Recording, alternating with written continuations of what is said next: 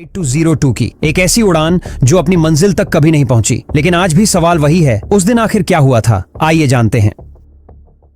28 जुलाई 2010 की सुबह air blue flight 202 Karachi से इस्लामाबाद जाने के लिए तैयार हो रही थी। इस फ्लाइट में जो प्लेन इस्तेमाल हो रहा था वो 4 साल पुराना एयरबस A321 था। ये एक बड़ा और आम तौर पर इस्तेमाल होने वाला विमान है। इस फ्लाइट में कुल 146 यात्री, 4 केबिन क्रू और 2 पायलट सवार थे। उस दिन सुबह का मौसम बहुत खराब था। तेज बारिश हो रही थी, आसमान में घने बादल थे और दूर तक साफ नहीं दिख रहा था। दरअसल पिछले 2 हफ्तों से पूरे पाकिस्तान में मौसम बिगड़ा हुआ था और कई जगह बाढ़ भी आ गई थी। इस्लामाबाद पहुंचने के समय भी मौसम साफ होने की कोई उम्मीद नहीं थी। वैसी स्थिति में प्लेन को दोबारा ऊपर ले जाना भी उतना ही खतरनाक हो सकता है जितना कि खराब मौसम में लैंडिंग करना। इसीलिए पायलट पहले से तैयार थे कि अगर मौसम आखिरी वक्त तक नहीं सुधरा तो उन्हें मजबूरी में प्लेन को किसी और एयरपोर्ट पर ले जाना पड़ सकता है।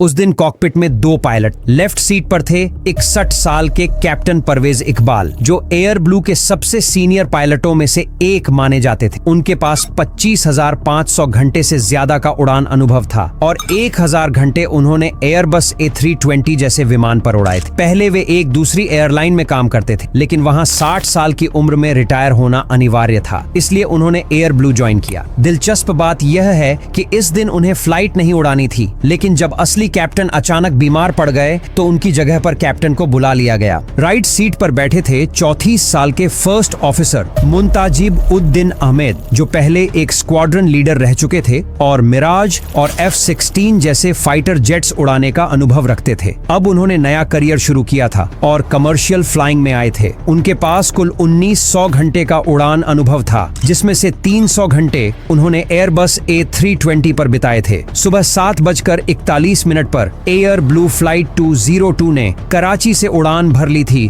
और अब यह धीरे धीरे खराब मौसम के बीच इस्लामाबाद की ओर बढ़ रही थी। उड़ान शुरू हुए करीब 11 मिनट ही हुए थे, तभी केबिन क्रू कॉकपिट में आया और पायलट्स को चाय और एक तरह की ब्रेड दी। इसी दौरान कैप्टन ने अपने जूनियर फर्स्ट ऑफिसर से टेक्निकल सवाल पूछने शुरू कर दिए, जैसे वो उसका टेस्ट ले रहे हों। लेकिन ध्यान देने वाली बात यह है कि यह कोई ट्रेनिंग वाली फ्लाइट नहीं थी। बाद में जब जांच रिपोर्ट आई तो उसमें कहा गया कि कैप्टन ने ये सवाल ऐसे अंदाज में पूछे जैसे वो खुद को बहुत ऊपर और फर्स्ट ऑफिसर को नीचा समझ रहे हों। उनके जवाब भी उन्हें पसंद नहीं आ रहे थे। ये सवाल जवाब करीब 1 घंटे तक चलते रहे। धीरे धीरे फर्स्ट ऑफिसर कम बोलने लगे और शांत हो गए। और ऐसा किसी के साथ भी हो सकता है अगर उसे बार बार टोक कर नीचा दिखाया जाए। फर्स्ट ऑफिसर को ऐसे सवालों की उम्मीद नहीं थी, क्योंकि वो कोई ट्रेनिंग नहीं कर रहे थे। और अगर मान भी लें कि ये ट्रेनिंग फ्लाइट होती तो भी कैप्टन को उनकी गलतियों को प्यार और शांति से समझाना चाहिए था, ना कि उन्हें शर्मिंदा करना चाहिए था।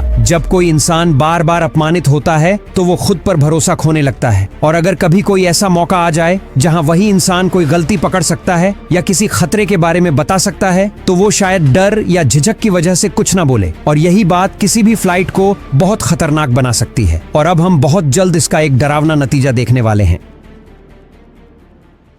जब कैप्टन ने आखिरकार फर्स्ट ऑफिसर से सवाल पूछना बंद किया तो उन्होंने उससे कहा, जरा इस्लामाबाद का मौसम चेक करो। फर्स्ट ऑफिसर ने एयर ट्रैफिक की एक खास रेडियो फ्रीक्वेंसी, जिसे ATIS कहा जाता है, उस पर जाकर मौसम की जानकारी ली। जैसा पहले से अनुमान था, मौसम खराब था। रिपोर्ट में बताया गया कि लैंडिंग रनवे 12 पर होगी और हवा भी उसी दिशा से आ रही थी, जो अच्छी बात थी। लेकिन परेशानी यह थी कि विजिबिलिटी सिर्फ 3 किलोमीटर थी, यानी पायलट को ज्यादा दूर तक साफ नहीं दिख रहा था। साथ ही नीचे बादल भी थे, जिससे लैंडिंग और भी मुश्किल हो सकती थी। ये रिपोर्ट सुनकर कैप्टन थोड़े परेशान हो गए, लेकिन उन्होंने लैंडिंग की तैयारी शुरू कर दी। यहीं पर एक बड़ी गलती हो गई। एयरलाइन की तरफ से जो तय सर्कलिंग प्रोसीजर था, कैप्टन ने उसे फॉलो नहीं किया। इसके बजाय उन्होंने अपने कंप्यूटर यानी फ्लाइट मैनेजमेंट कंप्यूटर में खुद से नए रास्ते बनाना शुरू कर दिया। कैप्टन चाहते थे कि प्लेन को दाईं ओर घुमाकर रनवे पर लैंड करे, जबकि नियम साफ कहते हैं कि सिर्फ बाईं ओर से ही सर्कलिंग की इजाजत है। यह फैसला बेहद खतरनाक था, क्योंकि लैंडिंग चार्ट में साफ लिखा था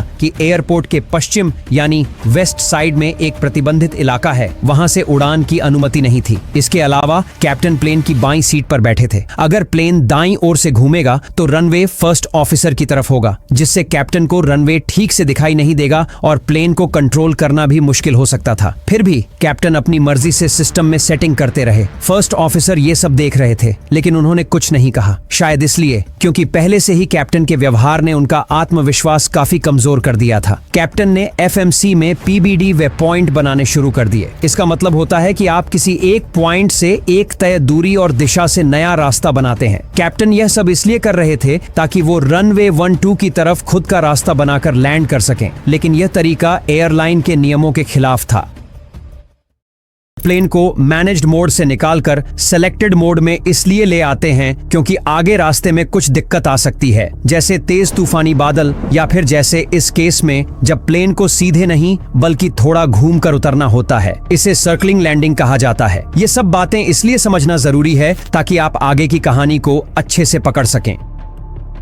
कुछ देर बाद कैप्टन ने फर्स्ट ऑफिसर से कहा कि वे एयर ट्रैफिक कंट्रोल से लैंडिंग की अनुमति मांगे। विमान को 33,000 फीट से नीचे उतरने की इजाजत मिल गई और प्लेन अब इस्लामाबाद की तरफ नीचे आने लगा। करीब 6 मिनट बाद एटीसी ने बताया कि उन्हें आईएलएस अप्रोच के लिए रडार से रास्ता बताया जाएगा और उन्हें रनवे 1-2 पर एक सर्किट बनाकर लैंड करना होगा। फर्स्ट ऑफिसर ने एटीसी की बात दोहराई और पूछा, क्या हम लेफ्ट सर्कलिंग की जगह राइट सर्कलिंग कर सकते हैं? एटीसी यानी एयर ट्रैफिक कंट्रोल ने ऐसा करने से साफ मना कर दिया कि वे प्लेन को दाईं ओर से घूमकर नहीं उतार सकते, क्योंकि लोकल नियमों के मुताबिक सिर्फ बाईं ओर से ही सर्कलिंग लैंडिंग की इजाजत थी। अब मुश्किल ये थी कि कैप्टन ने पहले से जो वे पॉइंट्स तैयार किया था वह अब किसी काम का नहीं रहा। जब प्लेन नीचे उतरने लगा तो कैप्टन ने फर्स्ट ऑफिसर से कहा कि अब नए वे पॉइंट्स बनाओ जो एयरपोर्ट के दाईं तरफ यानी ईस्ट साइड में हो। फर्स्ट ऑफिसर ने बिना कुछ पूछे रनवे की लोकेशन और कुछ जरूरी पॉइंट्स के आधार पर 3 नए वे पॉइंट्स बना दिए। इससे एक नया रास्ता बन गया जो देखने में एक खास पैटर्न जैसा लग रहा था, लेकिन असली खतरा यहीं छुपा था। ये नया रास्ता एयरलाइन के सर्कलिंग लैंडिंग के नियमों के बिल्कुल खिलाफ था। अगर वे जरा भी ध्यान देते तो समझ जाते कि ये रास्ता प्लेन को सीधा मरगल्ला हिल्स की तरफ ले जा रहा था। मरगल्ला हिल्स एक ऊंचा पहाड़ी इलाका है और प्लेन को जिस ऊंचाई तक उतरना था वह इन पहाड़ियों से भी नीचे थी। इसका मतलब था कि अगर पायलट्स ने थोड़ी भी चूक की तो प्लेन सीधा पहाड़ियों से टकरा सकता था और ये एक बहुत खतरनाक और जानलेवा गलती बन सकती थी। एयर ब्लू फ्लाइट 202 को आखिरी बार एयर ट्रैफिक कंट्रोल ने निर्देश दिया कि प्लेन को 39,000 फीट तक नीचे लाया जाए और रनवे 30 के आईएलएस सिस्टम से लैंडिंग के लिए तैयार किया जाए। पायलट्स ने ये निर्देश मान लिया और प्लेन की स्पीड कम करने के लिए फ्लैप्स का इस्तेमाल शुरू कर दिया। जब प्लेन सही तरीके से आईएलएस सिस्टम पर सेट हो गया तो एयर ट्रैफिक कंट्रोल ने जिम्मेदारी इस्लामाबाद टावर को सौंप दी। यहाँ एक महत्वपूर्ण बात यह थी कि इस्लामाबाद टावर के पास खुद का रडार नहीं था। इसका मतलब था कि टावर वाले प्लेन को स्क्रीन पर नहीं देख सकते थे, उन्हें सिर्फ पायलट्स द्वारा दी गई जानकारी पर भरोसा करना पड़ता था। जबकि पिछले कंट्रोल सेक्टर के पास रडार था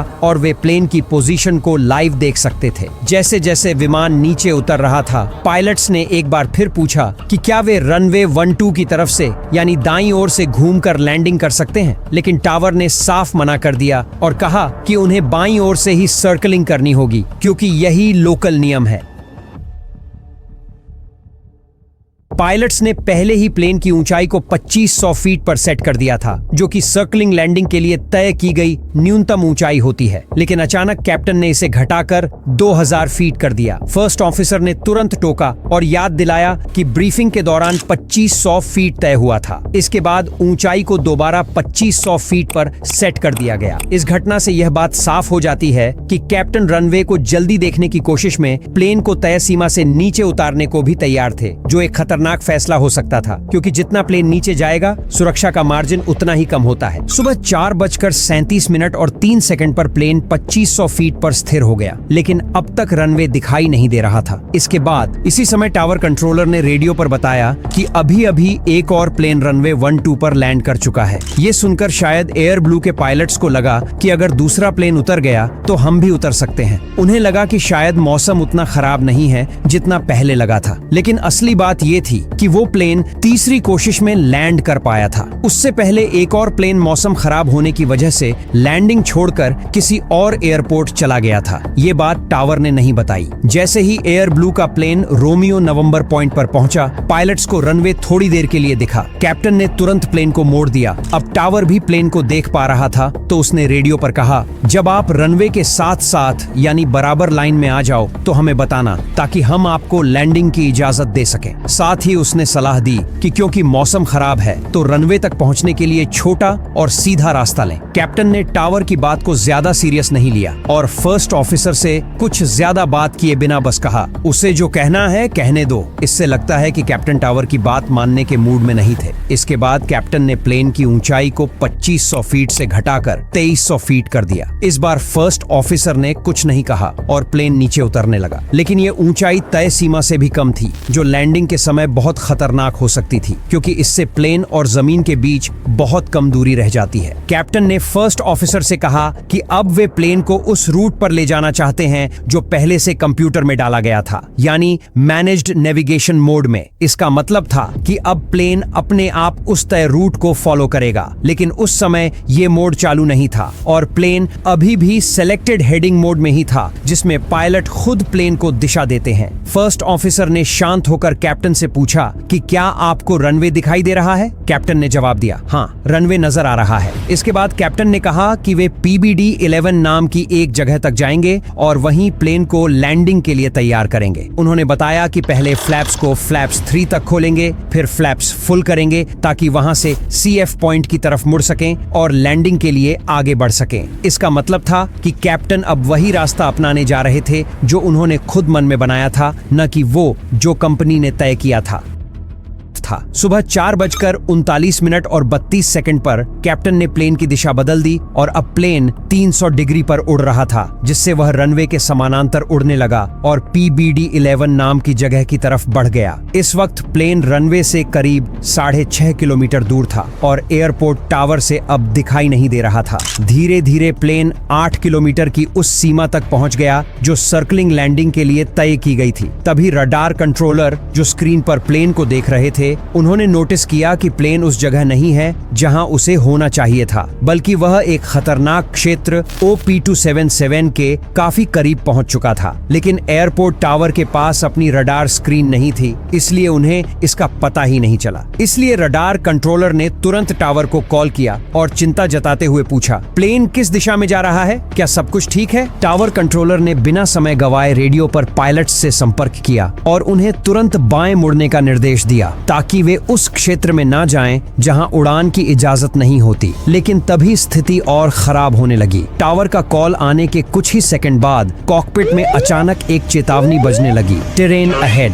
यानी सामने जमीन है। यह चेतावनी विमान के अंदर लगे एक खास सिस्टम से आती है जो यह बताता है कि अगर इसी रास्ते पर उड़ान जारी रही तो विमान जमीन से टकरा सकता है। ये अलार्म तभी बजता है जब टकराव का खतरा 60 सेकंड के भीतर हो, यानी अब हालात बहुत गंभीर हो चुके थे। इस चेतावनी को सुनते ही फर्स्ट ऑफिसर घबरा गए और जल्दी से कप्तान से बोले, सर, सामने ऊंचाई वाला इलाका है, सर जल्दी बाएं मुड़िए। उनकी आवाज से घबराहट साफ सुनाई दे रही थी। इस दौरान कॉकपिट की रिकॉर्डिंग में यह भी सुनाई देता है कि अब कप्तान भी तनाव में आ चुके थे। उनकी आवाज में भी घबराहट और असमंजस झलक रहा था। ऐसा लग रहा था कि वे इस स्थिति के लिए मानसिक रूप से तैयार नहीं थे और अब दबाव की वजह से उनकी सोचने और सही फैसला लेने की क्षमता कमजोर हो रही थी।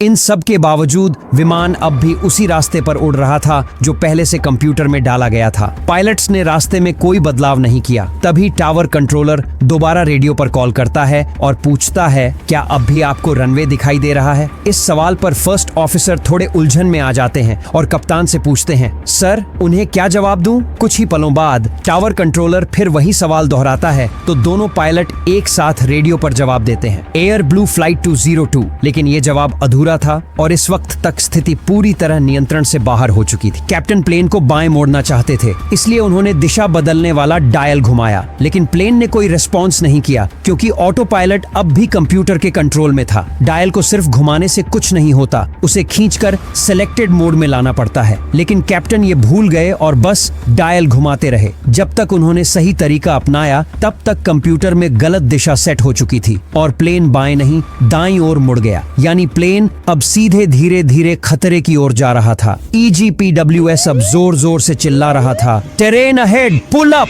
यानी सामने जमीन है, ऊपर उठो। कॉकपिट में फर्स्ट ऑफिसर बार बार भावुक होकर कैप्टन से कह रहे थे, सर बाएं मुड़िए, सर विमान ऊपर उठाइए, लेकिन वो खुद कंट्रोल नहीं लेते और न ही वो इमरजेंसी प्रोसेस अपनाते। जबकि सामने साफ दिख रहा था कि कैप्टन इस वक्त बहुत घबराए हुए थे और प्रेशर में थे। 4:40 पर कैप्टन थ्रस्ट लीवर को थोड़ा आगे बढ़ाते हैं, जिससे इंजन की ताकत थोड़ी बढ़ती है और ऑटो थ्रॉटल बंद हो जाता है। साथ ही वो ऑटो फ्लाइट सिस्टम में ऊंचाई 3700 फीट सेट करते हैं ताकि प्लेन ऊपर जा सके, लेकिन कुछ ही सेकंड बाद वो फिर से ऊंचाई घटाकर 3100 फीट कर देते हैं और थ्रस्ट लीवर को वापस पुराने मोड पर ले आते हैं, जिससे ऑटो थ्रॉटल दोबारा चालू हो जाता है। कॉकपिट में फर्स्ट ऑफिसर लगातार कह रहे थे, सर विमान को जल्दी ऊपर उठाइए, लेकिन कैप्टन का ध्यान अब भी इस बात पर था कि किसी तरह प्लेन को लैंड करवा दें। 4:41 पर कैप्टन ऑटो पायलट बंद करते हैं, साथ ही बाएं रडर का भी इस्तेमाल करते हैं। इससे प्लेन बहुत तेजी से बाईं ओर झुक जाता है, लगभग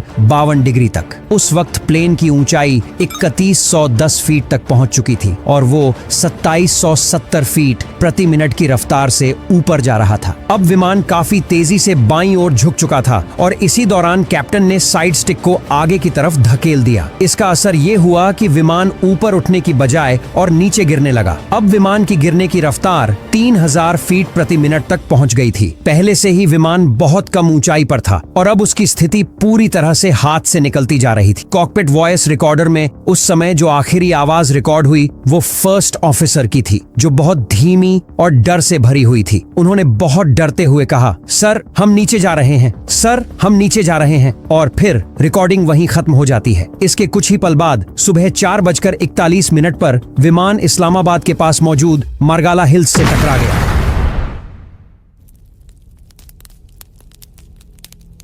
यह पहाड़ी एयरपोर्ट से सिर्फ 18 किलोमीटर दूर थी और इसकी ऊंचाई 2800 फीट थी। टक्कर इतनी भयानक थी कि विमान में सवार सभी 146 यात्रियों और 6 क्रू मेंबर्स की मौके पर ही मौत हो गई।